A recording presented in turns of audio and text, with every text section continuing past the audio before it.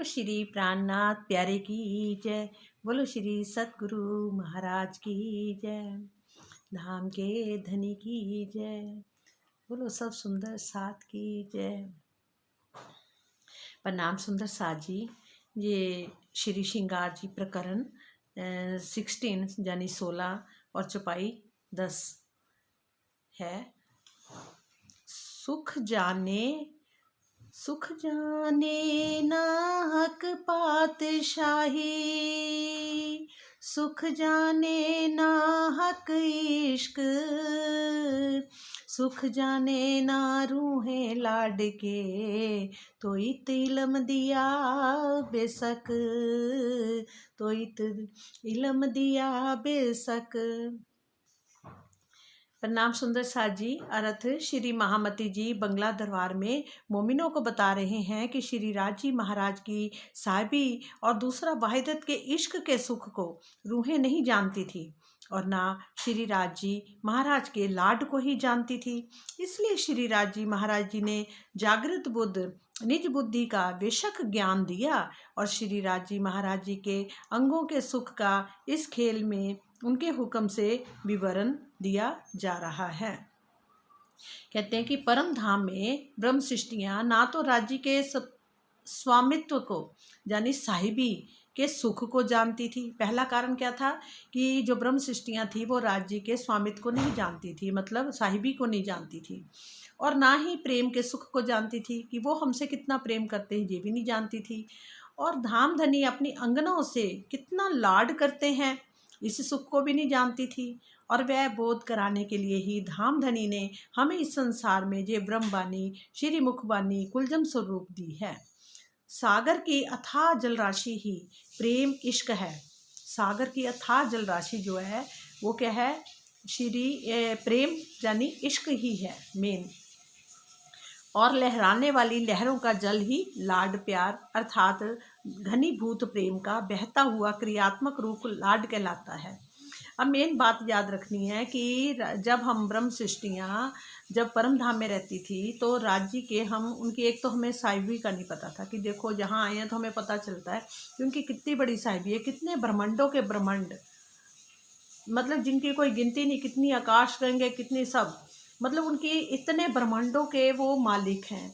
और उनकी साहिबी को हमें पता ही नहीं था कि हम तो परम धाम में रहती थी ब्रह्म सृष्टियाँ सब, तो क्या करती थी, बस सोचती थी हम राज्य को रिझा रहे हैं, हम तरह तरह की एक्टिंग करके, कभी कुछ करके, कभी उनको कुछ खिला के पिला के, उनके लिए बढ़िया बढ़िया श्रृंगार सजा के, जब खुद सज के हम उनको रिझाती हैं। पर इतना पता ही नहीं था कि हम सोचते थे उसी ब्रह्मांड के ही हैं वो हमारे साहिब, पर इतना वो नहीं पता था कि इतने ब्रह्मांडों के वो साहिब हैं, इतने ब्रह्मांड हैं उनके साहिब हैं, ये किसी को नहीं पता था। तो एक क्या नहीं पता था, ना वहाँ के सुखों को, मतलब कि साहिबी के सुख को जानती थी और ना प्रेम के सुख को जानती थी कि वो हमसे कितना प्रेम करते हैं। हमें लगता था हम प्यार करते हैं उनसे, हमें ये नहीं पता था कि वो हमारे प्रीतम हमसे कितना प्यार करते हैं और धाम धनी अपनी अंगनों से कितना लाड करते हैं। लाड का भी यहाँ आके पता चला कि वो हमसे कितना लाड करते। कहते हैं ना, रूहों में तुम्हारे बगैर नहीं रह सकता है, पर मैं सब कुछ कर सकता हूँ, हर काम कर सकता हूँ, हर चीज कर सकता हूँ, ब्रह्मांडों के ब्रह्मांड रचा सकता हूँ, पर मैं उनको खंड भी कर सकता हूँ, पर मैं मतलब कि लाड उनके हमें नहीं पता था कि वो हमसे कितने लाड करते हैं।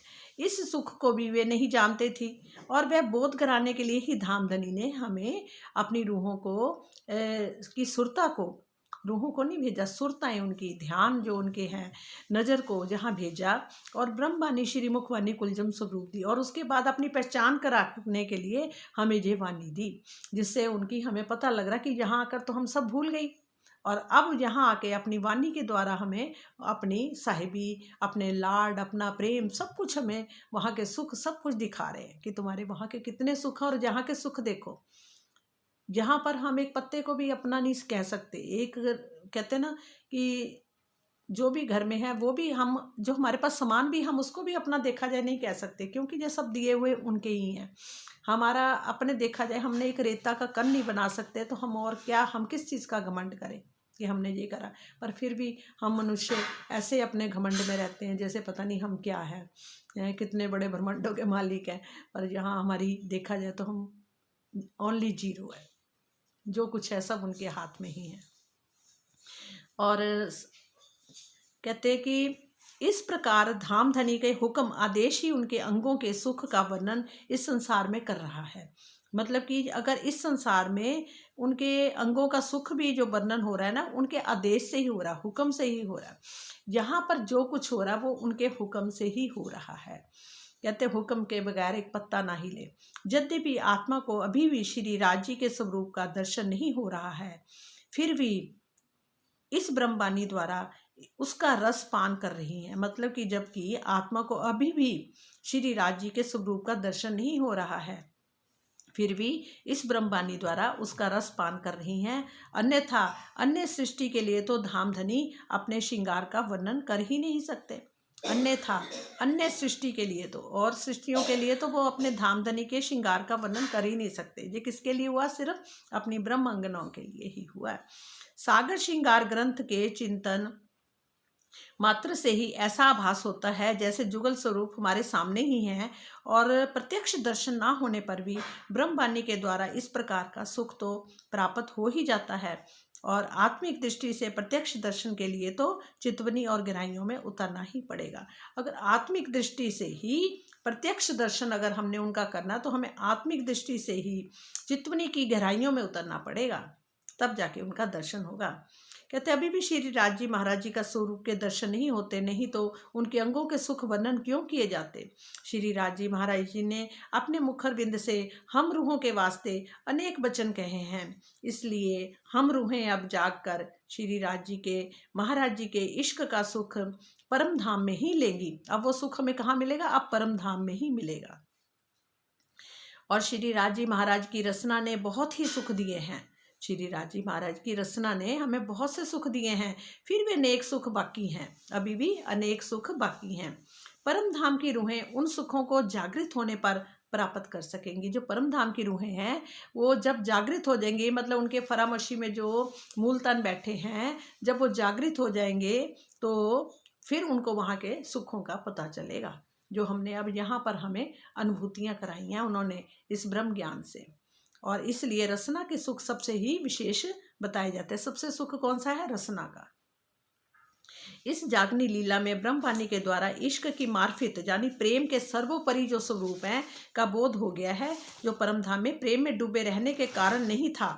मतलब कि सर्वोपरि उनका स्वरूप मार्फित प्रेम का जो सर्वोपरि उनका स्वरूप है वो यहाँ आके बोध हो गया, और परम धाम में हम प्रेम में ही डूबे रहते थे। अब परात्म में जागृत होने के पश्चात, अब परात्म में जब हम हमारा मूल स्वरूप जो है, जो धनी जी के चरणों में बैठे हैं, मूल तन जो बैठे हैं, उसके के जागृत होने पर जब वो फरामशी हट जाएगी, पर्दा हट जाएगा, तो क्या होगा? इश्क की पूर्ण पहचान होने से मिलने वाला आनंद कुछ न्यारा ही होगा।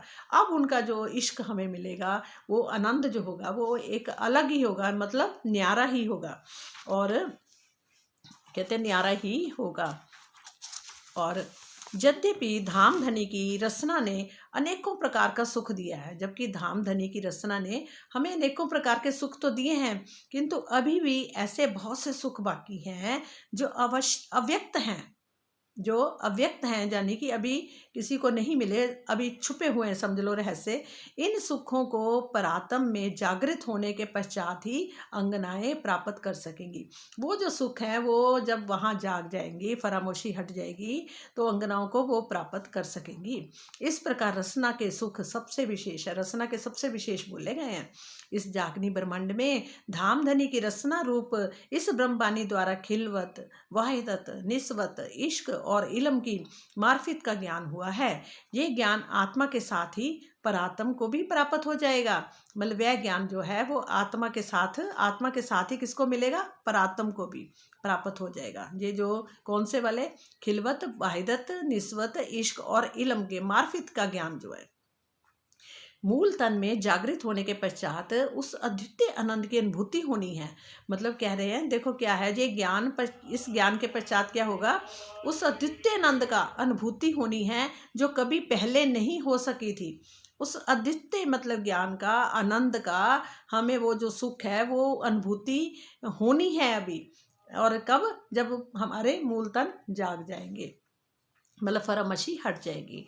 तो पहले जो हमें पहले नहीं हो सकी थी, यही कारण है कि धाम धनी की रसना की महिमा सर्वोपरि है। और कहते हैं कि श्री राज जी अपनी अंगनाओं को अपने अंगों का सुख दिखाने के लिए ही ये माया का खेल दिखाया है। उन्होंने किस चीज़ का माया का खेल दिखाया है? अपने अंगों के सुख, अपनी अंगनाओं को अपने ही अंगों का सुख दिखाने के लिए। ये वहाँ हमें नहीं पता था, अब यहाँ आके अपने अंगों का सुख उन्होंने हमें दिखाया है और खेल दिखाया है। अंगनाएं इस ब्रह्मबानी से प्रीतम के विरह लेकर उनसे मिलेगी और प्रेम का आनंद लेगी। पहले तो विरह आएगा, फिर उसके बाद प्रीतम के उन प्रेम का आनंद लेगी। ब्रह्मबानी के ज्ञान से जागृत होने के पश्चात हृदय में विरह पैदा होता है। देखो, जब हम ब्रह्मबानी के ज्ञान से जब हम जागृत होते हैं तो उनके पश्चात ही क्या होता है, फिर हृदय में विरह पैदा होता है। क्योंकि अब उनको देखने की इच्छा इतनी हो जाएगी कि हम उनको अब देखें।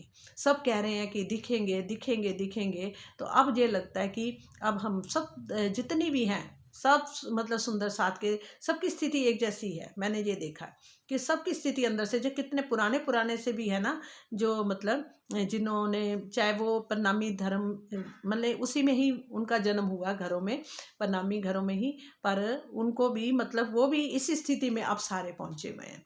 सबको अंदर से एक ही लट्टा, कहते हैं ना, वो कहा भी था कोई तो चिंगारी होगी, वो धीरे धीरे धीरे धीरे करके अग्नि पकड़ेगी, और कोई होती है कि एकदम से बस इतनी सूखी लकड़ी होती है, मतलब कि चिंगारी लगते ही वो एकदम प्रज्वलित हो जाती है। वही स्थिति सबकी है। कईयों के तो कितने सालों से चलता आ रहा है, जन्म से ही उनका चलता आ रहा है। कईयों के थोड़े सालों के अंदर ही ये ऐसी हो गई है कि वो एकदम से और आगे भी निकलती जा रही हैं कई। ये कुछ नहीं पता, ये राज्य का ही सारा हुक्म है और सब राज्य के हुक्म से हो रहा है, वरना हमारे हाथ में कुछ भी नहीं है। सच पूछो तो कुछ भी नहीं है। तो आगे क्या कह रहे हैं कि ब्रह्मबानी के ज्ञान से जागृत होने के पश्चात हृदय में विरह पैदा होता है और जिससे जुगल स्वरूप का साक्षात्कार। जब विरह आएगा, रोएगी। जैसे हफ्सा में जो मेहराज ठाकुर जी थे, तो उनके अंदर मतलब उनको, जबकि उनके अंदर तो बैठे तो हुए थे, अब भी जहाँ हर आत्म के साथ वो है तो है, पर फिर वो उस टाइम उनको दर्शन देने लगे, पूरा रास दिखनी शुरू हो गई थी, महारास भी दिखनी शुरू हो गई थी और साक्षात्कार होता है। यही आत्म जागृति है। इसके पश्चात आत्मा प्रियतम के प्रेम रस का निरंतर ही रसास्वादन करती रहती, फिर निरंतर ही रसास्वादन करती रहती है।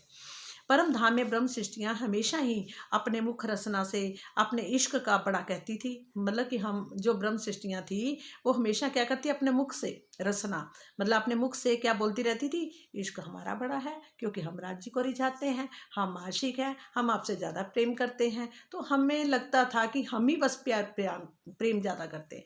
यहाँ आके पता लगा कि जो वहाँ के तन भी हैं वो भी सब राज्य के ही खुद के तन हैं।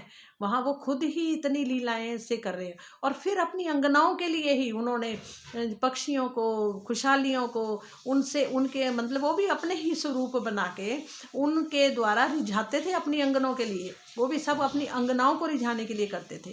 यहाँ भी जितना ज्ञान आया है अपनी ब्रह्म अंगनाओं के लिए ज्ञान दिया उन्होंने। अपनी साहिबी दिखाई है तो ब्रह्म अंगनों को दिखाने के लिए ही दी है।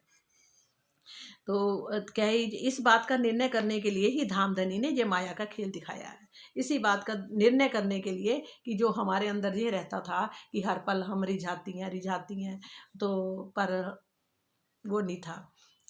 और आगे आ रहा है तीसरे चरण में। अच्छा, रसना बल का तात्पर्य होता है सखियों को इस कथन के कारण। अच्छा, धामधनी की रसना यानी जीवा से जो रस, मीठी रसना है जो उनकी से निकले हुए हुक्म आदेश से ही सब कुछ हो गया। ये सब कैसे हुआ? धामधनी की रसना जीवा से निकले हुए हुक्म आदेश से ही ये सब कुछ हो गया। उनके आदेश से ही अनेकों देश हुए हैं, उनके आदेश से अनेकों देश हुए हैं। इस प्रकार धर्म ग्रंथों में जो शब्द रूप ज्ञान दिखाई पड़ रहा है वह सब कुछ धामधनी ने हमारे लिए ही किया है। जितने ग्रंथ हैं सब में अपनी आने की, अपने ब्रह्म अंगनाओं के भी सारे गुण भी गाए हैं उन्होंने। और वो सब मतलब किसके लिए? धामधनी ने सब कुछ हमारे लिए ही करा है। धामधनी ने इस खेल को बनाने के लिए अपने हृदय में जैसे ही लिया, इस खेल को बनाने के लिए जैसे ही अपने हृदय में लिया, तो उनके 7 अंग, जो कौन है, अक्षर ब्रह्म, उनका एक अंग तो है श्यामा जी और एक अंग है अक्षर ब्रह्म। जो अक्षर ब्रह्म है एक अंग, अंदर सृष्टि रचना की इच्छा हुई, उनके 7 अंग अक्षर ब्रह्म के अंदर ही सृष्टि रचना की इच्छा हुई। उन्होंने, उनके 7 अंग ने जो इच्छा करी थी कि आगे भी सृष्टियाँ बने, तो उनकी इच्छा से, मतलब कि इच्छा हुई, तो मूल अक्षर ब्रह्म की जो इच्छा सत स्वरूप में प्रकट हुई। फिर क्या हुआ, मूल अक्षर ब्रह्म जो है उनका 7 अंग है, उनके अंदर भी जो इच्छा सत स्वरूप में प्रकट हो, उनका सत्य स्वरूप है। एक पहला स्वरूप उनका कौन सा, अक्षर ब्रह्म का सत्य स्वरूप, जो जोग माया में है। और इसके पश्चात फिर बुद्धि, यानी बुद्धि स्वरूप फिर केवल ब्रह्म में आई। पहले मतलब कि इसके पश्चात बुद्धि पहले 7 अंग में प्रकट हुई, इसके पश्चात बुद्धि में, फिर बुद्धि के बाद बुद्धि स्वरूप फिर केवल ब्रह्म में आई, केवल ब्रह्म में आई, तत्पश्चात सबलिक ब्रह्म में आई, और फिर सबलिक ब्रह्म आई। वहाँ से वह चिदानंद लहरी पुरुष से होते, फिर चिदानंद लहरी पुरुष से होते हुए सुमंगला पुरुष में आई, फिर चिदानंद लहरी पुरुष से होते हुए कहाँ आई, सुमंगला पुरुष में आई। और इसके पश्चात मोह सागर में आदि नारायण का प्रकटन हुआ। मतलब जब सुमंगला पुरुष में आई, तो फिर उसके पश्चात फिर मोह सागर में आदि नारायण को प्रकटन हुआ, जिन्होंने एको हम बहुश्याम का कथन किया। उनके इस कथन मात्र से असंख्यों नक्षत्रों से युक्त ये काल माया का ब्रह्मांड दृष्टिगोचर होने लगा। 3 हुक्में चले कई हुक्म का यही भाव है। ये सृष्टि पहली बार नहीं बनी है, बल्कि इसके पहले भी असंख्यों बार सृष्टि बनकर लय हो चुकी है। इस खेल के पश्चात भी सृष्टि की उत्पत्ति, प्रलय का चक्र चलता ही रहेगा। फिर भी उसके जब सृष्टि ये खत्म भी हो जाएगी, उसके बाद भी कई ये फिर दोबारा सृष्टियाँ बनती रहेंगी, ये प्रलय का चक्कर चलता ही रहेगा। अनादि अक्षर ब्रह्म की विभूतियाँ सत्य स्वरूप केवल सबलिक और अव्याकृत भी अनादि ही हैं। मतलब अनादि अक्षर ब्रह्म की जो विभूतियाँ हैं, ये कौन सी हैं, ये विभूतियाँ बोलते हैं। कौन सी, सत्य स्वरूप उनका एक है केवल स्वरूप है, एक है सबलिक और अव्याकृत। सबलिक चित्त आ जाता है और अव्याकृत आ जाता है मन, नहीं बुद्धि होती है, बुद्धि, और अव्याकृत आएगा मन, जो मन से क्रिएशन होती है। जैसे हमारा मन है, हम सो रहे हैं तो हमारा मन फिर भी क्रिएशन करता ही रहता है। वो क्या करता है, हमारे जब सो जाते हैं तो मन कहाँ का कहाँ ले जाता है घूमने के लिए, और जबकि शरीर तो यहीं रहता है, पर वो आत्मा जो होती है वो विचरण करती है, मतलब वो उसको देखती है। जो मन क्रिएशन करता है ना, आत्मा उसको देखती है, आत्मा देखने वाली है, मतलब साक्षी भाव जिसको बोलते हैं। और ये सृष्टि पहली बार नहीं बनी है, बल्कि इसके पहले भी संख्यों बार सृष्टियां बनकर लय हो चुकी हैं। इस खेल के पश्चात भी सृष्टि की उत्पत्ति, प्रलय का चक्कर चलता ही रहेगा। अनादि अक्षर ब्रह्म की विभूतियां सत्स्वरूप केवल सबलिक और अव्याकृत भी अनादि ही हैं। ये स्वरूप जो है ये भी अनादि से ही हैं, तथा उनके ही द्वारा होने वाली लीला भी अनादि, उनके द्वारा जो लीला हो रही है वो भी अनादि है। अव्याकृत के स्वप्न से होने वाली ये जगत की लीला प्रभा से अनादि तो है, किंतु इसका स्वरूप स्वपनवत नश्वर है। क्या मतलब, जो अव्याकृत के सपन, मतलब मन के सपना, मन से जो सपना हो रहा है से होने वाली ये जगत की जो लीला, इस जगत की लीला है, ये क्या है, प्रभा से अनादि तो है। प्रभा मतलब कि जगत की लीला प्रभा से तो अनादि तो है, किंतु इसका स्वरूप स्वपनवत नश्वर है। ये कैसा है, नश्वर है, नश्वर है यानी स्वपनवत है। धामधनी की रचना से निकले हुए शब्दों ने इस खेल का इतना विस्तार कर दिया। इस प्रकार धनी की रचना की महिमा अद्वितीय है, और परम धाम में अपने मूल तनों में जागृत होने के पश्चात हम इस खेल का अपार आनंद लेंगे। ये जो खेल हम अब देख रहे हैं ना, जब हम अपने मूलतन हमारे जाग जाएंगे, फिर इस खेल को याद करेंगे, हंसेंगे, अरे सपने हमने क्या क्या देखा। जैसे मार्कंडे की तरह, जैसे मार्कंडे जी बैठे तो नारायण जी के, विष्णु भगवान के चरणों में बैठे थे, पर वो सपना देखने लगे तो सपने मतलब देखने ही उन्होंने माया देखी, ऐसी देखी कि कहाँ कहाँ क्या धोबन बन गए, बच्चे हुए, जो हुआ, एंड में मरने लगी। तब सारी वो फिर प्रकट होके साधु के भेष में जब विष्णु भगवान आए तो उन्होंने फिर फिर उनको अपना भी दर्शन दिया। तो तब मतलब ये थोड़ी देर में, जबकि वो तिलक घिस रहे थे, तो उनको इतनी देर में इतनी बड़ी माया दिखा दी। इसी तरह से हम भी परम धाम में अपने प्रीतम जी के चरणों में बैठे हुए हैं, मूल मिलावे में बैठे हैं, एक दूसरे से जुड़ के बैठे हैं, अनार के दानों की तरह चिपक के बैठे हुए हैं। और खेल का इतना विस्तार दिया। इस प्रकार धनी की रचना की महिमा अद्वितीय है। परम धाम में अपने मूल जाने से जागृत होने के पश्चात हम इस खेल का अपार आनंद लेंगे। फिर उसको याद कर करके इस सपने के संसार में हमने क्या क्या देखा, क्या क्या करा, कैसे राज्य ने हमें जगाया, कैसे वाणी उतरी, कैसे वाणी से हम लोग जागे, तो उन्होंने हमें ध्यान लगाना सिखाया। अब क्या है, समय है अपनी सुरता को उधर लेके जाना। वहाँ से सुरता इधर आई है, अब इस सुरता को पलट के मतलब कि अपने मूल स्वरूप को की तरफ लेके जाना है। और अब यही है, तब हमें क्या होगा, इस खेल का अपार आनंद लेंगे, हंसेंगे, खूब हंसेंगे और आनंद आएगा कि क्या क्या किया था। तब हमें याद आएगा। इस मायावी जगत की प्रत्येक वस्तु धाम धनी के ही आदेश से क्रियाशील है। इस मायावी जगत की प्रत्येक वस्तु धाम धनी के ही आदेश से क्रियाशील है। श्री राज जी की रचना ने ही ब्रह्मवाणी द्वारा हमें इस खेल में भी परम धाम के सुखों की अनुभूति कराई है। इस रचना की द्वितीय महिमा का इसे कैसे वर्णन करें। यद्यपि अक्षर जगत का संचालन आदि नारायण के द्वारा होता है, किंतु वे भी अक्षर ब्रह्म के मन अव्यकृत के स्वप्निक स्वरूप होने के कारण ही राज्य के आदेश हुक्म के अंतर्गत हैं। मतलब कि क्या बोला उन्होंने, कहते हैं कि यद्यपि अक्षर जगत का संचालन आदि नारायण के द्वारा होता है, जबकि इस अक्षर ब्रह्मांड का जो आदि नारायण से इसका संचालन होता है, मतलब के द्वारा होता है, किंतु वे भी अक्षर ब्रह्म के मन अव्यकृत के स्वप्निक स्वरूप होने के कारण ही राज्य के आदेश हुक्म के अंतर्गत है। वो भी राज्य के आदेश के अंतर्गत ही हैं, मतलब उन पर भी राज्य का ही आदेश चलेगा। यही कारण है कि इस ब्रह्मांड की भी संपूर्ण लीला को श्री राज्य के हुक्म के अधीन कहा गया है। इस संपूर्ण लीला को भी, जो ये अक्षर ब्रह्मांड के अंदर जो लीला हो रही है, इसका भी राज्य के हुक्म से ही है। मतलब उनसे हुक्म जैसा होगा वैसा ही ये ब्रह्मांड रहेगा और नहीं रहेगा, ये राज्य का हुक्म ही करेगा। कुरान, हदीसों, वेदों, शास्त्रों तथा पुराण आदि की साक्षियों से ब्रह्ममुनि ब्रह्मवाणी के रहस्यों को जान जाते हैं और अत्यधिक आनंदित होते हैं बोलो श्री प्राणनाथ प्यारे की जय। बोलो श्री सतगुरु महाराज की जय। हमारे धाम के धनी की जय। प्रणाम जी, प्रणाम।